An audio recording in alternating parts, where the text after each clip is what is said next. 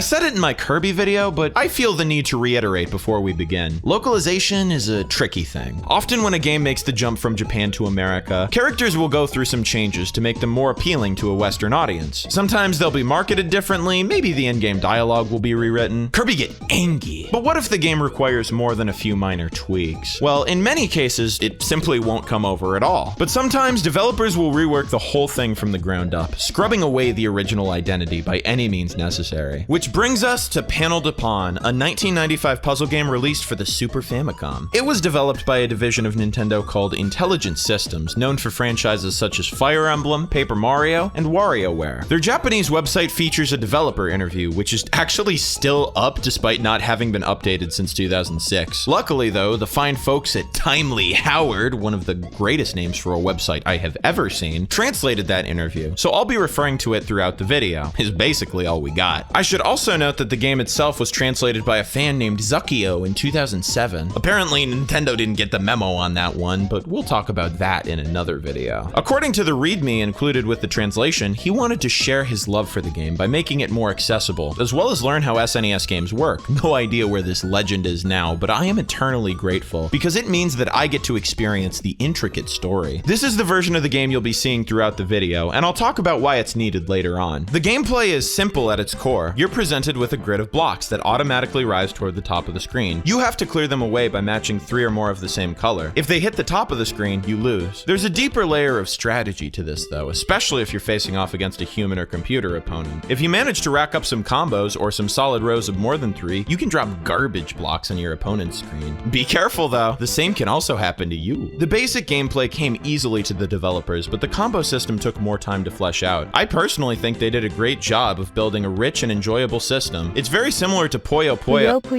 Puyo Puyo in a lot of ways. Addictive gameplay that's easy to pick up but difficult to master. I assume they also got the story mode from Puyo Puyo. Apparently, the team was inspired by how a lot of other puzzle games featured more elaborate stories and characters. Older Nintendo puzzle games tended to play things as simple as possible in regards to theming, so this was a nice step forward. Basically, there are fairies. Fairies everywhere. And everything in nature relies on them to survive. Each one corresponds to a different element. There's wind, ice, nature. That's a little redundant, but it basically means she's the plant fairy. Jewels, water, fire, sea, which you would think just falls under the jurisdiction of the water fairy, but they're best friends, so I mean, I guess they worked out some kind of agreement there. And the moon. Anyways, the fairies are doing fairy stuff when one day, out of nowhere, a bunch of monsters came in with their pillaging and plundering, or whatever it is monsters do. Probably, like, stole their lunch money, you know, pushed them down the stairs and their shoes fell off. Pop! And then, to add insult to injury, they cast an evil spell that made them fight each other. You play as Lip, the flower fairy, and the only one unaffected by that spell. It's up to you to save her friends by playing puzzle games at them for 3 minutes at a time. While the actual story might not be the most complex thing in the world, I was immediately struck by the game's aesthetic. Panel De Pon takes full advantage of the fact that it's a late-period Super Famicom game with its large, detailed sprites and bright pastel color palette. Everything looks beautiful, and it gives the game a very distinct identity that fits perfectly with the gameplay. According to that dev interview, the designers were encouraged to propose ideas without regard for hardware limitation, figuring that creativity was the most important part. That's probably why this puzzle game, a genre that is normally dead simple to pull off, ends up being a technical showcase for the console, and maybe one of the best-looking games on it. It's those character designs. They're drawn in a warm and inviting chibi style, and each character's personality is evident from their body language. Tiana the nature fairy chilling out in the grass with her half-closed eyes, and her best friend Kururu the squirrel chilling in her hair while a bird lifts up her ponytail is a vibe and a half. Each character even gets a bio in-game. It appears as though these character bios were originally intended to be accessed via an options menu. However, although the files for that options menu are still present in the game, it's been removed from the main menu. So the only way you can see these character bios is either by waiting on the title screen until they pop up, or by hacking to add that options menu back in. If you do the latter option, you can even find 2 additional character bios that aren't in the attract mode. They're a bit on the short side, but I honestly love that they're here because they help to flesh out those personalities we see in the sprites. It's nice to know that Elias, the water fairy, is a hopeless romantic. Her best friend Neris, the sea fairy, likes to sing on moonlit beaches at night, and Saren, the moon fairy, while gentle and kind, behind, is also a little full of herself. Also, our girl Lip is a tomboy, a trait she shares with industry legend Arl Nadja. Also similar to Puyo Puyo is the quite expressive game over screen, although instead of being shocked at her loss, Lip is mostly just sad. You feel pretty bad for her, and then the blocks start falling on her head. This is what it truly means to suffer. This was your fault. That's gonna be an interesting contrast because then it's the comforting warmth. The comforting warmth of the game is enhanced by the soundtrack, which is light and airy, but still has a sick beat to get your blood pumping. The little digitized hand claps in Lip's level are on a whole other plane of pleasant. Everyone's stage music seems to reflect their personality, so we switch between very calm, serene pieces to more playful and upbeat ones. Neris apparently has a slap bass player doing backup. Quite romantic. A lot of the songs, including hers, have a music box doing the main melody. And if that doesn't emphasize the wholesomeness of Panel De Pon's world, I don't know what does. The game's music is actually quite dynamic, with a danger variant for when you're about to lose. These are of course faster and more intense versions of the existing track. You know, as a musicologist, I can actually pick apart each building block of these pieces and tell you exactly the message the composer was trying to convey through his art. The message, in this case, is oh my god, you're gonna die, you're literally gonna pass away in real life, stop playing the game badly right now! Ah! Really beautiful stuff. That's an artist at work right there. I suppose the one thing I don't like about this edition is that if you're constantly shifting in and out of the danger zone, as you often do in the later levels, you're gonna be constantly flipping between music tracks. This is rather annoying because they both start over each time, so you'll be hearing the same few seconds way too often, especially if you're having a hard time on a stage and repeatedly losing. I just want some stability in my life, and not even the music can give me that. I can't even panic consistently. Stupid game. Much like Puyo. The game also uses digitized voice clips for things like combos. Lip has a lot of them, while every other character only gets one. These are quite charming. I especially like Saren's anime princess laugh. After saving all the fairies, it's time to fight the monsters responsible, and you actually get the option to play as any of the characters you've rescued. Seeing all those cute, bright characters paired up against the comparatively grim, dark monster designs really helps to communicate that you're not messing around anymore. This isn't some baby-ass puzzle game. Hi, I'm Fergus. Devious Diesel tricked me into thinking that Sir Topham was going to send me away. Can you help me by fitting the pieces in the right shapes? This is a man's puzzle game for girls. This is also where we get to see the only male characters in the whole game, the alpha representation we deserve.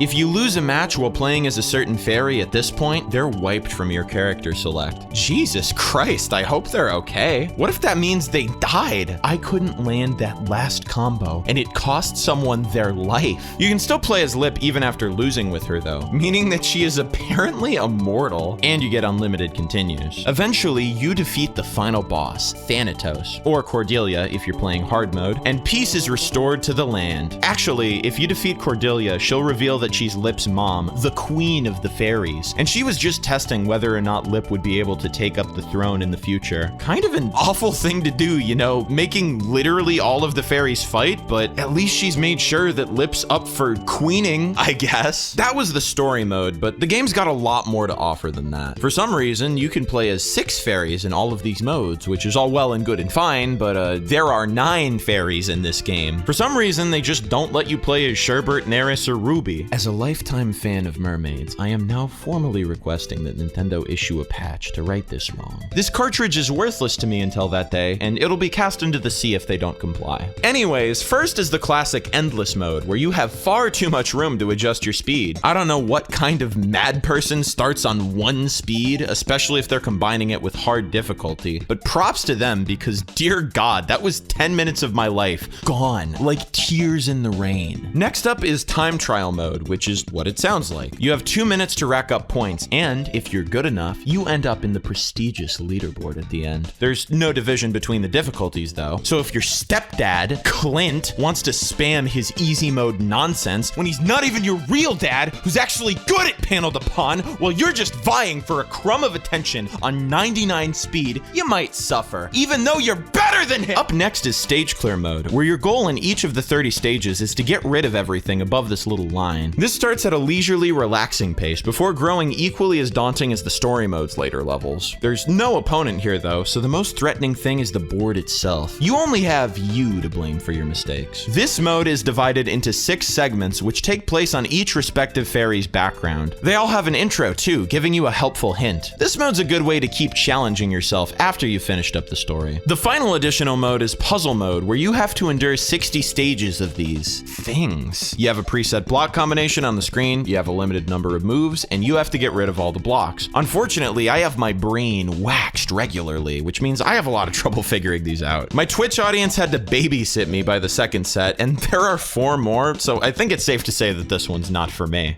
All the viewers flexing on Jonii in the chat. Leave me alone, you wrinkle brains. Come on. Let me just do my vocal warm-up really quick. Ah! Okay, I'm ready. And what would any puzzle game be without a good multiplayer option? NES Tetris, I guess, but Panel De Pon is better than that. For some reason, not only can you pick all 9 fairies here, but you can even pick the dragon and phoenix from the story mode. If both players hit their shoulder buttons at the same time, you even get to play as Thanatos and Cordelia. The stage you play on defaults to whichever character player 1 picked. I love that this feature is here, but it further calls into question why the other modes are so weirdly restrictive. I just want to play as Neris. Is that so wrong? Panel De Pon was a creative slam dunk, nailing pretty much everything it set out to do. But according to those dev interviews, the game wasn't commercially successful, and they had a few theories as to why. Firstly, it had a lot of competition, with a number of high-profile RPGs coming out around the same time. Perhaps the biggest threat was Puyo Puyo 2, debatably the most successful installment in that entire franchise. The game had already been making waves in arcades, with a few home ports in 1994, but around the time of Panel De Pon's release, it was getting even more, including one for the Super Famicom. The marketing campaign may have also hurt the game, because this amazing TV commercial apparently didn't run for very long.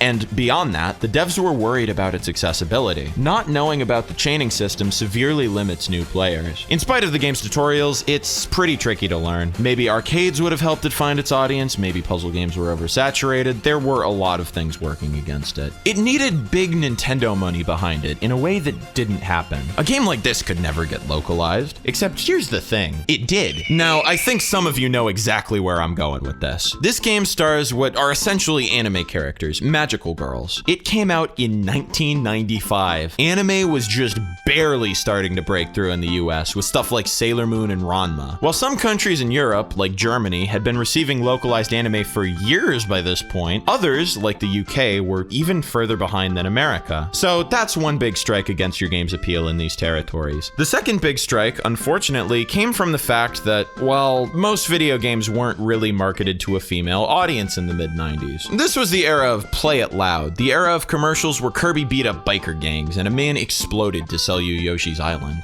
What female protagonists were even established by this point? Ms. Pac-Man and Samus? The entire industry was about tough guys looking cool and going on epic quests. So a game starring a bunch of cute anime fairy girls didn't seem like an easy sell for Nintendo. How were they gonna do this then? An all-female cast was unheard of in popular games of the time, and anyone you asked on the street would probably tell you that anime was some kind of disease. But there were a couple popular games starring cute characters. You had Kirby, Bubble Bobble, and most importantly, Yoshi. My chilled-out green son was no stranger to puzzle games by this point. There was Yoshi, and Yoshi's Cookie. At the time, Kirby was real busy evicting the anime characters out of Super Puyo Puyo, so Nintendo decided to give Yoshi a call instead. Actually, according to the British magazine, Nintendo Magazine System, there were initially rumblings that the game would come overseas with Killer Instinct characters. Yeah, kids don't want to buy the game with cute anime fairies. Let's add blood to it. That's like turn Pikachu into a tiger with huge breasts levels of insanity. What was wrong with the American branch of Nintendo in the 90s? Jesus. But even swapping every fairy in the game for the cast of Yoshi's Island wasn't enough. To give it even more brand recognition, they approached the Tetris company and asked if they could change the name of their weird Japanese fairy game to Tetris Attack. Despite being absolutely nothing like Tetris, they agreed, and so Panel De Pon did see a US release, with all the original characters scrubbed clean out of the game. Right from the newly recorded Nintendo voice clip upon startup, it's apparent some changes have been made. Yoshi greets you with a smile, having just tossed Lip's body into a ravine where she will never be found. Never be found! That aside, I actually think they did a good job with the retooling of this game. They left most of the background elements intact, and the Yoshi characters complement the look of the world really nicely. One of my favorite things about the original game is the big, colorful character sprites, and the ones they've replaced them with are adorable. It feels just a little soulless in comparison, though. I don't know, the character sprites in Panel De Pon strike me as so original and full of life, while the Yoshi ones kinda just look like a 16-bit approximation of the stock art.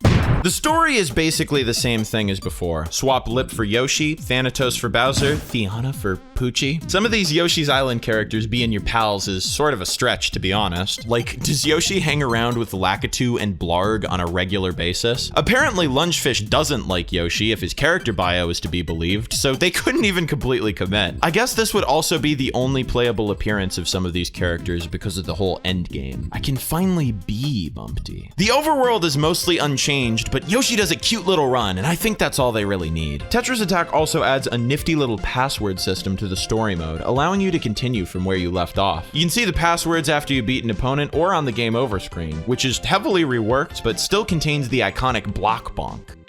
Sort of an odd change is the personality of our lead. Lip is described as tomboyish in her character bio, but Yoshi can be downright sassy. If you play the story mode on easy, it ends a little early, and you get a message asking you to reset the console and try a higher difficulty. In Panel De Pon, Lip says, "Great! You managed to clear this difficulty. Challenge the next level." And then, "There's nothing here, even if you wait very long. Please quit." And then you wait some more, and she says, more sternly this time, "Press reset. Let's do next level's challenge." Yoshi, on the other hand, has kind of an anger problem. I'm gonna use this VHS capture of the ending uploaded by one Richard Diaz in 2009 because I think it truly adds to the authenticity. This is what the 90s felt like, yeah! Yoshi starts out calmly enough. Congratulations, you won! Good luck when you challenge the next level. Just press reset so you can challenge the next level. But if you don't listen to the guy, he starts to take it a little personally. Hey, forget about any special reward for finishing the easy level. Just press reset so you can challenge the next level.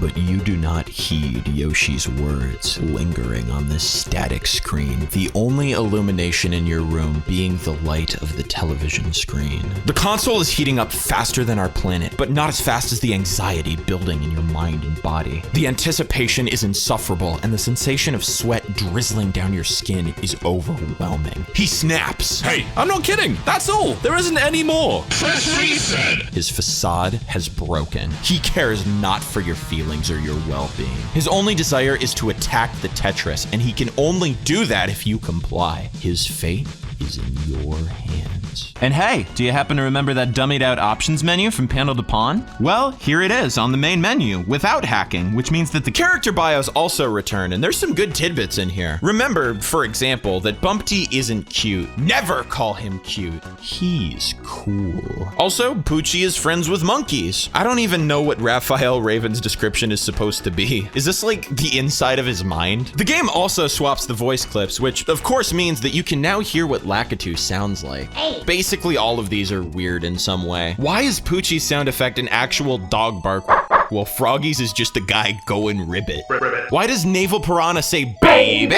Why does Kamek sound like it's been clipped together when it's only 4 syllables? Okay. Yoshi only gets his little Mario World sound effect in comparison to Lip's wider range, which is disappointing, but after thinking about it, I don't want to hear America's interpretation of Yoshi. Most of the music from Panel De Pon is retained, with a few notable exceptions. The title screen swaps the comforting yet boppin' music for a more bombastic arrangement of a Yoshi's Island tune. Similarly, Lip's theme is swapped for a more up-tempo arrangement of the Attract mode music from that game. I gotta say, that one has a beautiful melody, so the arrangement used here fits in quite well with the other tunes. The version that starts playing when you get dangerously close to the top absolutely slaps, by the way. Listen to that bass line.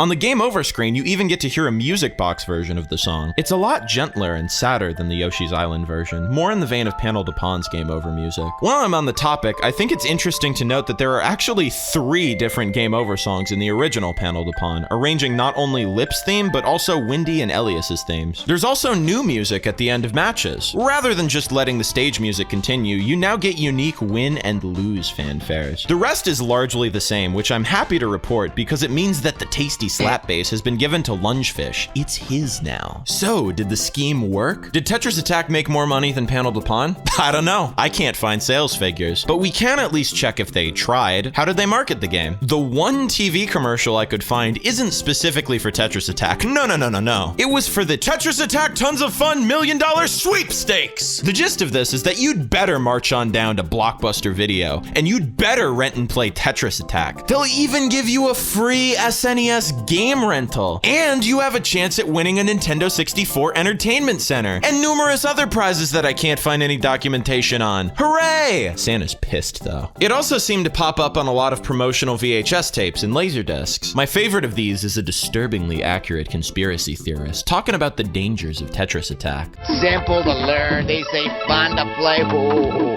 but once you start, your mind becomes weak and easy to control. There's also a reference to the Trilateral Commission, a thing I had to Google, and yeah, I'm not even gonna touch that. Hey everyone, Editing John here, and I just want to be 100% clear. When I said disturbingly accurate conspiracy theory, I'm specifically talking about the bit where he says that the game is addicting, because it is. This Trilateral Commission garbage, I don't know nothing about any of this nonsense. It does not look accurate to me, so don't. Moving on, Tetris Attack was actually ported to the Game Boy. Like, the first one? The one without color. For the puzzle game, where the objective is to match colors! Now you might say, oh, but John, look, John, they still have the symbols, John, and that's true. The game isn't impossible, but when I play Panel De Pon... Oh, right, Tetris Attack. I'm not looking for the star, I'm looking for yellow. Where's yellow? Where? So I tried playing this version of the game with an enhanced Super Game Boy palette, and it's actually not too bad. You also get a neat border and a bunch of secret borders that look sick as hell. But switching back to a monochrome Game Boy screen, oof. Let's just say that while it's still very playable, this version of the game can get to be a real eye strain. And that's blown up onto a big boy screen. Imagine playing this on a tiny little Game Boy screen with no backlight. I can't believe Nintendo blinded an entire generation of children. Other than that, all the modes are basically here and accounted for. The character bios are gone, as are the options menu and tutorials. The graphics are reasonably faithful, although because of the screen size, you don't get to see what your opponent's doing. They do still drop garbage on you, and judging by how much they drop, they must be doing pretty well. Good for them. At least Yoshi still gets Garbo dropped on his head. Oh, wait, where's the block? Why did they remove the blocks? Why did they? Bad game!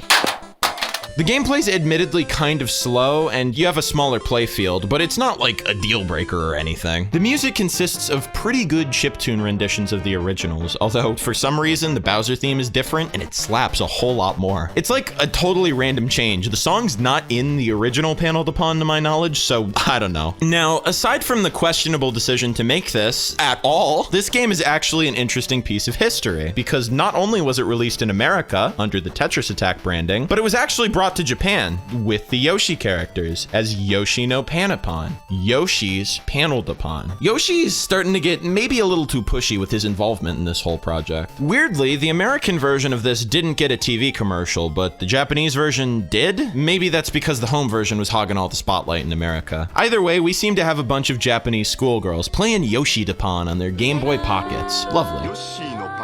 While we're on the subject of weird other variants of this game, we may as well take a brief glance at the Satellaview versions. I don't have enough time to go fully in depth on what the Satellaview is, but for those who have never heard of it, it was a Japan exclusive add-on for the Super Famicom. It would broadcast games via satellite that you'd be able to play for a limited time. Lots of exclusive, interesting stuff. I definitely recommend looking into it further if you're curious. I also frankly don't have the time or resources to go over these super in depth, but I'll give you a cursory look at least. So So there are effectively 3 variants of Panel De Pon released for the Satellaview. The first version, BS Panel De Pon Event Version, has basically no info on it out there. A ROM has never been dumped, and basically all I can find is a single screenshot and an unsourced Panel De Pon wiki article. Apparently it was broadcast about 10 days before the retail version's release, and it was available for about a month. A demo version, if you will. Because of the lack of info, I don't know what things were included exactly. The second iteration, BS Panel De Pon Event Version 2, is a lot more well documented, and there's actually a ROM of it out there in BS format. Because of this, there are a number of videos of people emulating it on YouTube, which means we know that it lets you play endless mode, stage clear, and a special Event 2 mode where you had 5 minutes to wipe out 3 opponents. Makes me wonder if that first version had an event mode of its own. Notably, after you finish, you get a screen with your score to take a picture of. You could send the picture to Saint Giga, the company Nintendo worked with on the Satellaview. This was presumably for a contest or prizes of some kind, and sadly, I have no idea what those would have been. This version of the game was broadcast between January and February of 1996. Finally, we have BS Panel De Pon Event 98. Can you guess when this one was broadcast? It actually started in late December of 97, but it did indeed run until January of the following year. This version is actually clipped down even further, only containing a 5-stage version of the stage clear mode, the tutorials, and the classic 2-player mode. The little postcard screens are also retained after you complete or lose stage clear mode, which will actually boot you back to the menu upon losing. All of these are basically demos. That's a bit weird for 1998, 2 years after the 64's launch, but I guess it's for people who were still using the Satellaview, so I doubt the target audience cared. Lip has some unused dialogue noted on the cutting room floor where she shills the game even more directly. Do you have Panel De Pon? What? You don't? In that case, you ought to go check out Nintendo Power. But before that, try playing this event. Yeah, you know Nintendo Power, right? The Japanese flashcard service where you go to kiosks to burn games. That's what you were thinking of, right? There were some new games and even exclusive titles offered through this service, but you could generally get older games burned to your cart for pretty cheap. Panel De Pon seems to have been one of these older games, so it makes sense that they wanted to advertise. According to an old next-gen magazine, Japan's Nintendo Power seems to have been introduced to free up shelf space for more Nintendo 64 products, and like, yeah, especially in this case, that makes sense. Who wants a bunch of copies of a game that didn't sell well when it was new sitting around taking up room? Weird that they removed that message, and even weirder I spent a minute talking about it, but you should know by now that I'm amused by simple things. Final note, the Event 98 version is the only one I could get working on real hardware through my Super EverDrive X6. But the most interesting Panel De Pon release on the Satellaview platform has to be Yoshi no Panapon BS Bon. Yoshi's now stealing from Lip on her home turf. Not cool, man. This version seems to just be a fully featured Japanese version of Tetris Attack. There's some minor differences, like you can actually play it in English if you want. That's an option now. And there's what I believe to be text telling you to go out and buy this on Game Boy on the title screen. The other Panel De Pon experiences on Satellaview were one and dones. They ran for like a month and then they were gone. This one, after originally running in November of 1996, reran 10 more times. I bet you didn't even know games could have reruns, did you?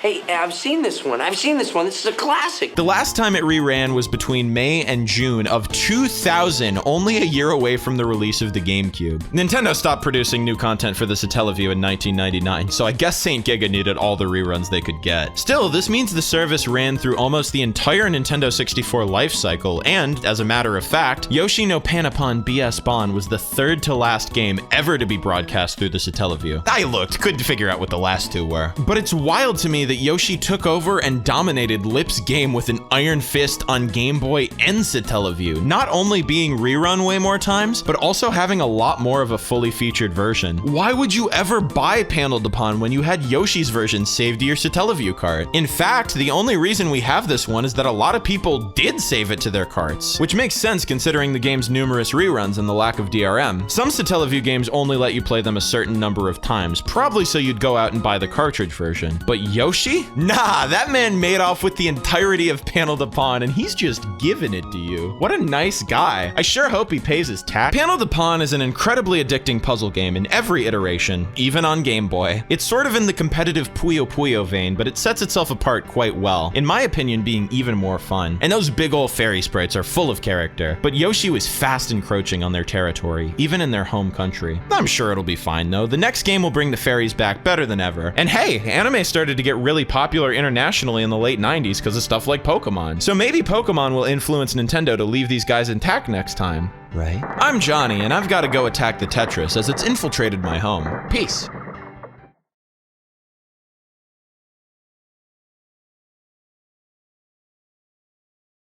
Hey, this Jonii video is over.